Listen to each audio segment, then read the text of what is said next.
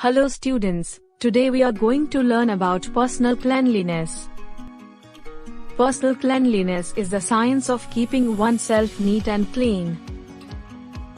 It helps to maintain good health and prevent against diseases. It involves cleaning of nails, nose, eyes, ears, teeth, clothes, etc. Cleanliness of body parts is necessary in our daily life.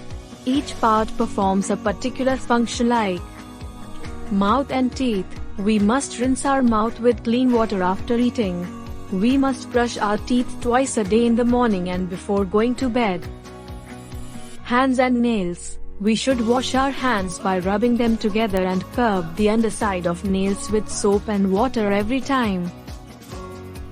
Nose. It helps us to breathe. It also helps us to smell. We must clean our nose properly. Ears. It helps us to hear. We should clean our ears with cotton earbuds only. Skin. It helps us to get the sensation of touch. We should take bath regularly to clean our skin. Hair. We should keep our hair clean. We must wash our hair with soap or shampoo. Well, this is all for personal cleanliness. Thank you.